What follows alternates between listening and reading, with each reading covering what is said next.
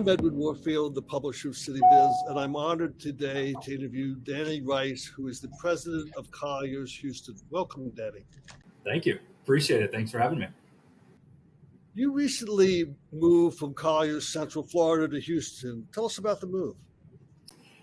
Yeah, I mean, I think I could probably break that into a couple different pieces, right? I mean, there's a personal side, and then there's the business side of it. Obviously, they're very much intertwined. But I guess I'll start more on the kind of the personal side and kind of talk about this whole relocation. But big picture, going from one hot state to the next, right? It's kind of funny going from Central Florida, where I thought it was pretty hot, and somehow or another I found another location that was just as hot, if not hotter. But this move has been a fantastic move, and kind of talking about the city of Houston itself. For myself and my wife and our son, Logan, who's 9, it's been a very welcoming city. I think is probably the simplest way to put it. Probably more welcoming in a lot of ways than I expected it to be. I've heard all the Southern hospitality comments and various things that kind of come from this area, but it really seemed to ring true once we got our feet situated here about 3 months ago. Started meeting people kind of in and around the area of where we ended up buying our house and moving into, and then ultimately moving into the office and starting with the Colliers Houston office here back in July. It's been an absolutely fantastic move. The people have wanted to connect the dots. They've really tried to bring together the introductions to professionals that are in this market, friends that are in the market, to really kind of make us feel welcomed a lot more than, like I said, I expected us to. But so it's been a great transition.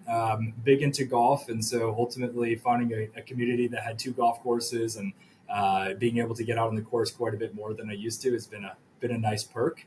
But overall, it's been good. And then from a business standpoint, the Colliers organization, from a global perspective, has been growing pretty substantially. And, I was running the Central Florida business for about 5 years.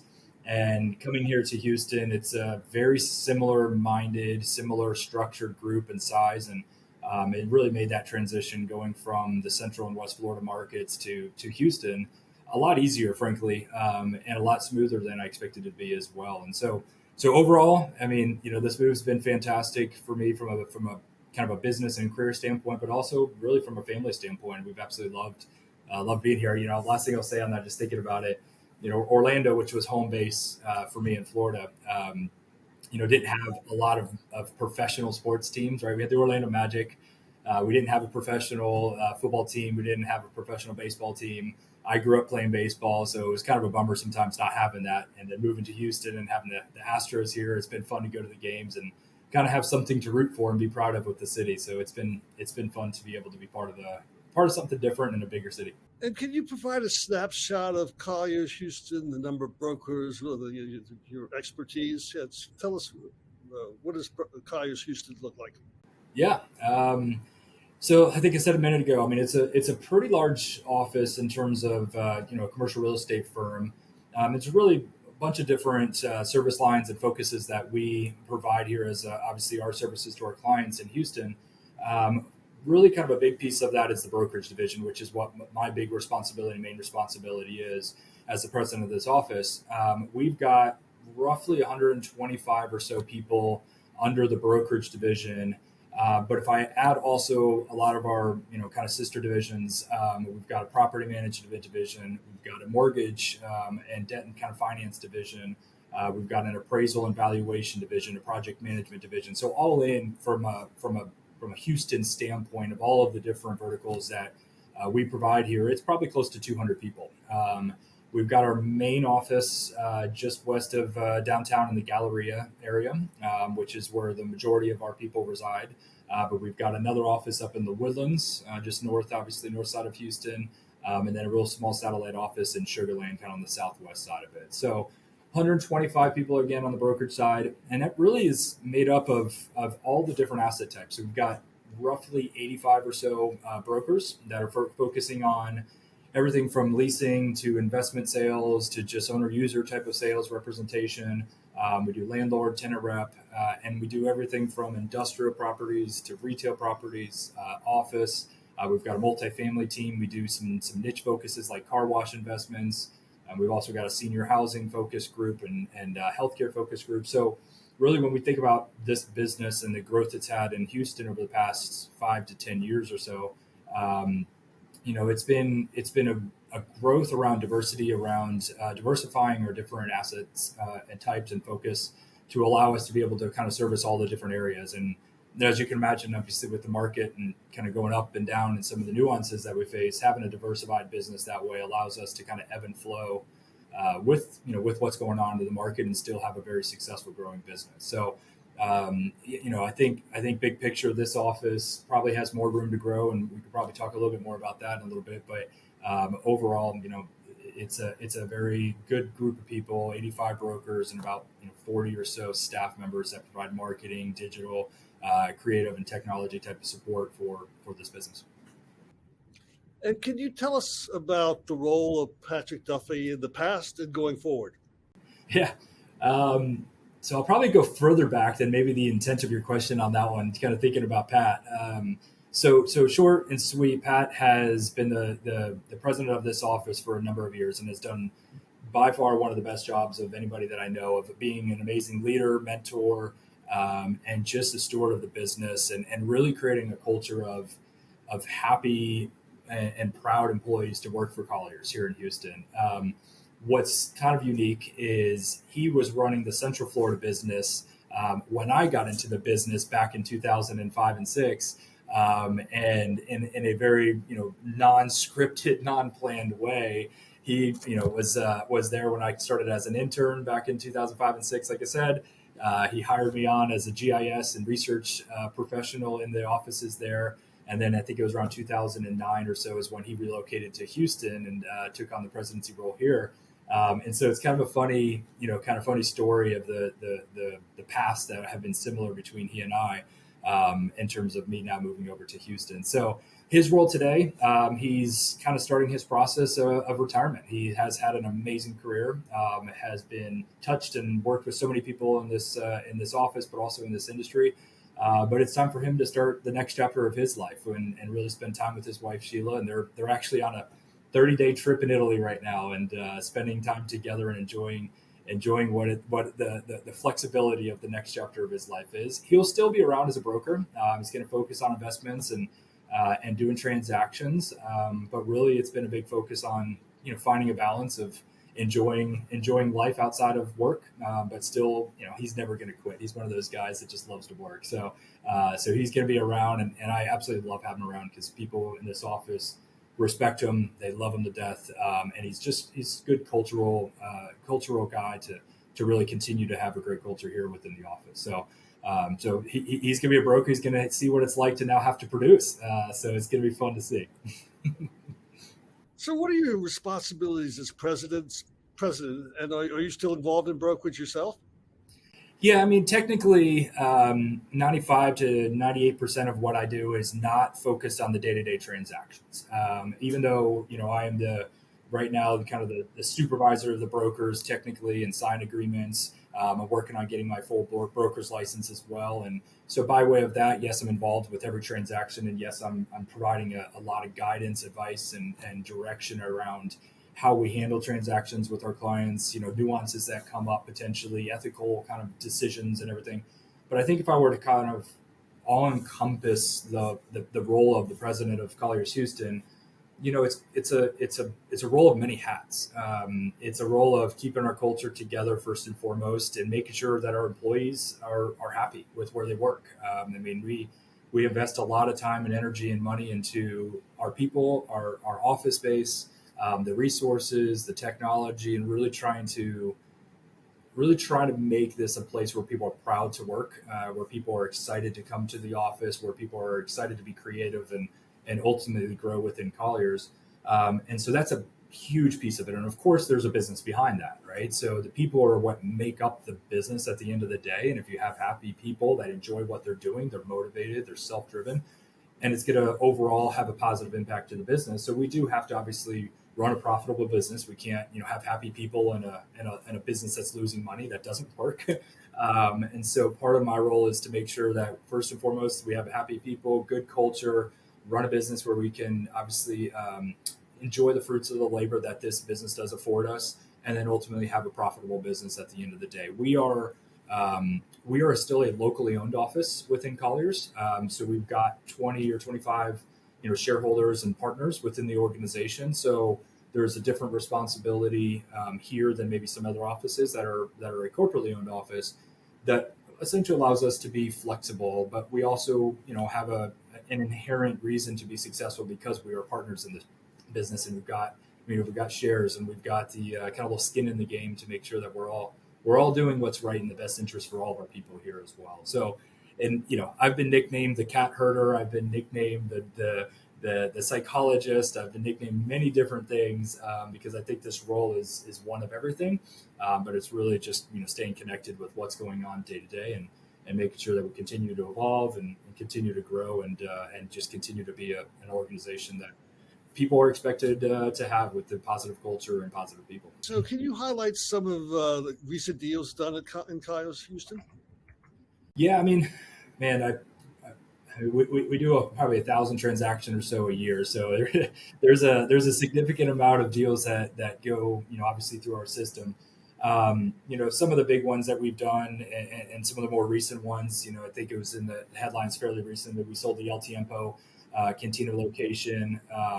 We represented the buyer on that one, and it was a good location. I think when I think about transactions and the ones that we're focusing in or we're involved in, especially today, a lot of these deals, there's a reason behind the transaction. There's probably a motivation. It's a really tricky space right now from the investments in capital markets with interest rates and everything that really has been, you call it headwinds that have been facing our industry. But some of these transactions, we've been fortunate to still have good clients that are looking at the right opportunity, and El Tiempo was one of those that made sense. The tenant had renewed. It's a staple here in Houston. It's one of many locations, and it really made sense for them to buy an iconic Houston location that made sense for the buyers. And so that was a successful transaction. We recently closed a multifamily deal called Azul apartment complex, northwest-ish side of Houston. That one, frankly, in the multifamily space, there's been a lot less transactions occurring, again, because of the challenges that we've been facing and the industry has been facing on interest rates and capital availability. And so that was another successful win that for us having that obviously in place.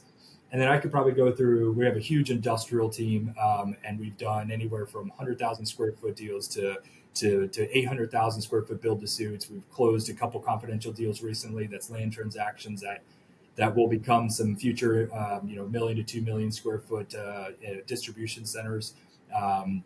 We also recently, this one's a pretty fun one. We've been hired on some new retail assignments down at the in Sugarland, Imperial Sugar Factory that's down there. We got hired on that one to work on a redevelopment potential play there and really take something that's been sitting for a while that has a cool, fun, and upbeat kind of opportunity for us to really get into and create a new retail establishment and retail focus that allows us to continue to grow. And so those are some of them. I mean, again, I could probably go through 1,000 of them, but it's a pretty active business, and we still have seen our transaction volume stay generally the same, even with some of the headwinds that we faced. And can you give us some insights to the strengths and the weakness in the Houston market, industrial, office, multifamily, and anything that's sort of not really, that's maybe distinctive to the Houston market? Yeah, I mean, the good of Houston and probably in general, kind of the southern U.S., right, in Texas and Florida, kind of Sunbelt states, population growth has really benefited each of these markets. And when you have population growth, you have residential sales. When you have people coming into the city, you need more retail. When you have more retail, that means people want to buy more, or more people want to buy more, which means you need more distribution. The port has invested millions and millions of dollars of trying to expand to be able to become a bigger distribution hub and port for not just the state of Texas, but obviously throughout the entire central region and across the U.S. So we've been seeing an expansion around that type of activity that has benefited Houston from it. And so, for us, having a big industrial team where a large majority of our revenue comes from and transaction comes from, we have absolutely been a beneficiary of that type of activity and the e-commerce trend that has happened that has really put more distribution models out there. and even restaurants. I mean, I think, in 2020 when the pandemic happened, everybody kind of thought for a little while, oh, okay, this is going to really just absolutely hurt restaurants and kill brick and mortar. And almost the exact opposite happened once things got back to normal, right? People miss that feeling of going and shopping, miss the feeling of sitting with the friends at the restaurant having a drink. And so there has been a really big focus on expanding what I would call the experience of retail. And the experience is a really big focus. And you see a lot of retailers and restaurants focusing on that. And the consumer is responding. So we've had a lot of transactions, a lot of leases being done because of that, a lot of new concepts coming into the market as well, which really is, I think, benefited not just the brokerage community, but it's benefited the entire market of having the growth that we've had. And so I think from that standpoint, we'll still see that going. There's definitely some changes around office users. There's no doubt the work from home has changed the dynamic around how we utilize office space. And that probably is going to stick for some time, but there's still debates of where the value of the office space is. And it's the reason why we invested, a lot of money into this space to make it look as good as it can, because we want people to be proud of where they work. And I think you're seeing a lot of companies do that, and landlords doing that is investing into their buildings, investing into their spaces to make it a place for people that are going to want to come and enjoy as well. So overall, we've been very fortunate. I think this market's been very fortunate, and we've seen a lot of growth, and it's really driven a lot by the population growth that kind of the Sun Belt in Houston and Texas has had as well. Your career has included stints in some prop tech companies, including Lingale and CRE vendors. Tell us about those experiences, and explain how Colliers Houston is integrating technology and prop tech into your services. Yeah. I think from some of the technology stuff with Lingle and CRE vendors, those were my entrepreneurial spirit of starting companies that I've always wanted to do. I got a degree at the University of Central Florida in Orlando. My degree was in management and entrepreneurship. So I always had a desire to start my own company. I always had a desire to run my own company. And, those opportunities kind of came about with some friends of mine in Orlando, and we launched the companies, and we started to get some really good traction on them, is probably the right way to put it. But really kind of taking a step back now and looking at what those businesses kind of did for me personally, but also even, the two guys that I started with as well. It was an opportunity for us to learn the hell out of how businesses run, learn the hell out of how customers interact and with their responses, learn and connect with our relationship network. I mean, my relationship network expanded from just kind of Orlando to then Central Florida to then the state to then I was on airplanes every single week across the entire country. And I was in Seattle, I was in Vancouver, I was in Chicago, New York. I was down here in Houston every once in a while. I was in Dallas, Atlanta. And it really, for me, from the entrepreneurship standpoint, it really kind of introduced me to a bunch of different other things that I probably would have never actually gotten myself into. But I've always had that warm place in my heart for technology. And so between starting those companies, when in high school, I was a home theater installation, kind of starting a little company doing that on the side. In high school, I was also the guy that built custom speaker boxes and different things for cars or for all of our guys. And so I always dabbling with things and technology and testing out new things. And that's always been a big push. And so kind of connecting that back to our business, there's so many opportunities that have kind of transpired over the past 10 years around technology and commercial real estate. And there has been a big focus around investing in these resources, whether that's AI, whether that's just software systems and really creating efficiencies that our business has been very archaic for many years. And so there has been this massive cash infusion on all these companies, and there's a lot that have failed. Frankly, it's my two companies, they made it for a little while, but we shut them down because it was really tough to make actual money off of them. But it is an area where commercial real estate tends to follow residential real estate in some ways, especially on the technology. It's easier to go after the consumer, and then you can obviously transfer some of that stuff into the business side, which is what we're in. And so it's a way for us to leverage what's out there. And this office, I will tell you, has put a lot of time and energy into technology around Smart Sheets, which is one of the systems that's come up. It's kind of an Excel on steroids, and we run a lot of the businesses off of Smart Sheets. But we're also doing, virtual tours within office spaces. We bought our own camera so we could go through there and obviously have the tour set up in a virtual world. We have a bunch of other automations that we can put in place that keeps our clients up to date in real time by doing dashboards and so on and so forth. So technology is a way for us to complement what we're doing. But at the end of the day, our business still is a relationship business where we have to interact and we have to be in front of the client. They're looking for us for those services. And the technology allows us to maybe be one step faster than our competitors or one step ahead. That keeps us kind of more on that cutting edge side of what we're doing. And I love it. I mean, if we could go and spend thousands and thousands of dollars every day just buying new technologies to test them out, I would. but obviously we can't. The amount of emails that I and some of our team members get just simply on test this system out and subscribe to this system, I think we'd go broke really quickly. But technology is kind of in my heart always a spot that we should always be adapting and trying. If you're not, you're going to get left behind because it changes very, very quickly. It's easier said than done because our business, like I said, is somewhat archaic in some ways, and it's such a relationship business that a lot of our people sometimes aren't comfortable with technology, and they're barely comfortable just turning on a computer and typing an email, right?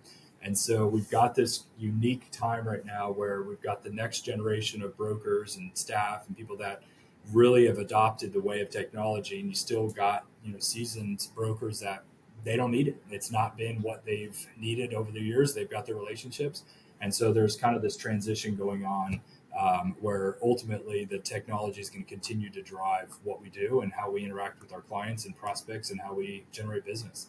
I mean, even this call today, right? Like we wouldn't have done this 10 years ago.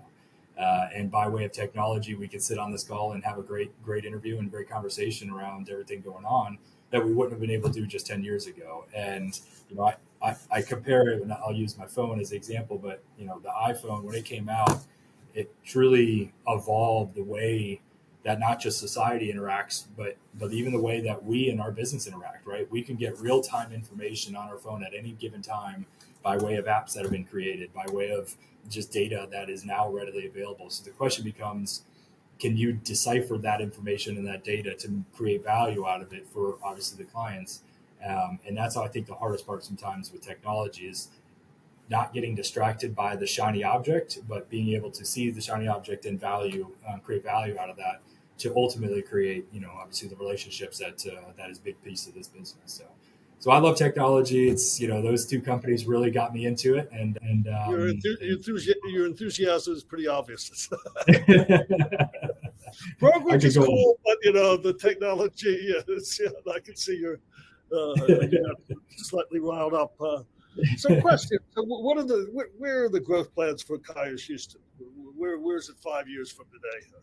Yeah, I mean, I think it's all, there's many different pieces. I mean, I think if I'll start kind of local, for us, I kind of refer to it a little bit. It's not been a common word that I've used, but it's smart growth. We already have 85 brokers today, and sure, we could get to 150 brokers if we wanted to, but that's not always good for the business. It's not always good for the people, and you start creating, people stepping on each other's toes and conflicts and opinions, and there's a bunch of different things that potentially negatively come from that. So for us, as a locally owned office, like we want to grow, and obviously, and that's part of it, but we want to do it in a way that's strategic, where it's filling gaps and holes, and it complements the current people we have today.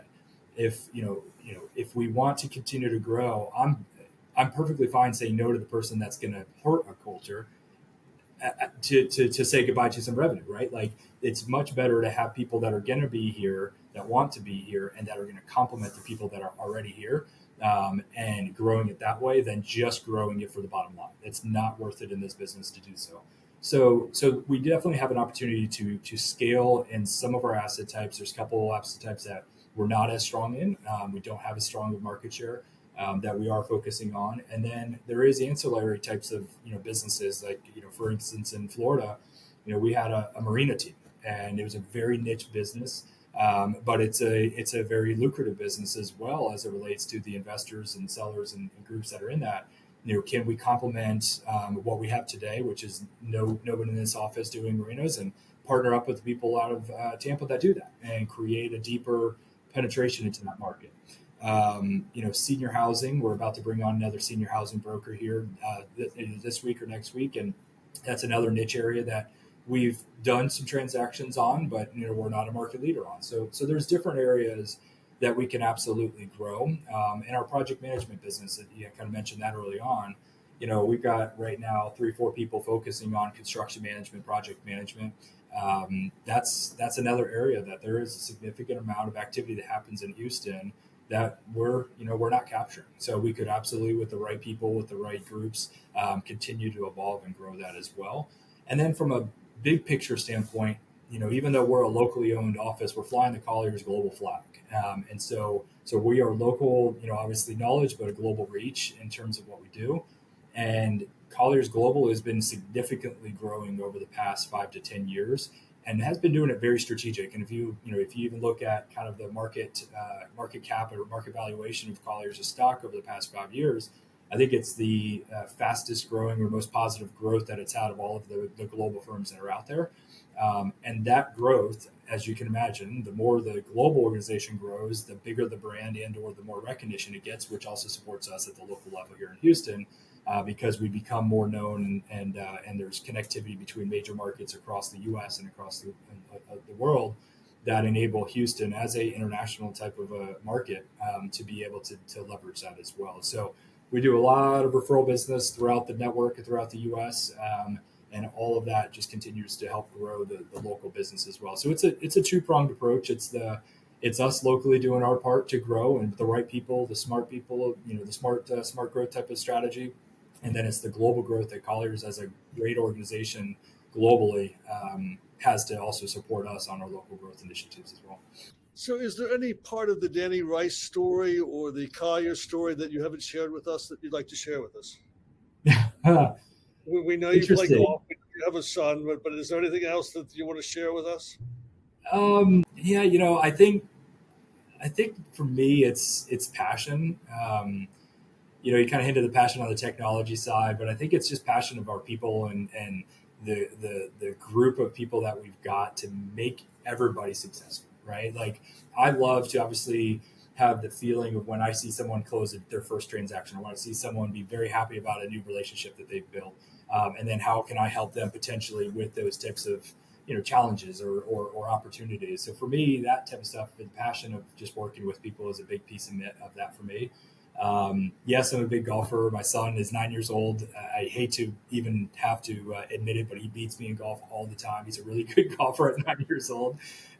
So from that standpoint, it's been really fun to kind of be able to be his best friend in some ways and just kind of spend a lot of father-son time together out on the golf course, which is a lifetime experience, right?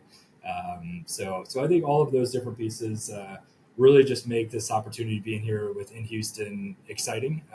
In Central Florida, I oversaw Orlando, Tampa, and Fort Myers. So there was a lot of time on the road driving back and forth, a lot of, backups and traffic jams and extra hour to 2 hour driving unexpected, missing dinners and, late for this, late for that. So for me, I think being in a more centralized location like we have here, it enables me to be successful, hopefully, with what I'm doing at the day job, and then also be successful as a husband and as a father to obviously the family. And I think those pieces really make it exciting. So couldn't be more than happy being here and working with this group and really getting to know this great city of Houston, because it's been pretty fantastic so far. Danny, I want to thank you for your time, and we wish you the best of luck, and keep us surprised as you move forward and add your new niches in marine brokerage. Yeah.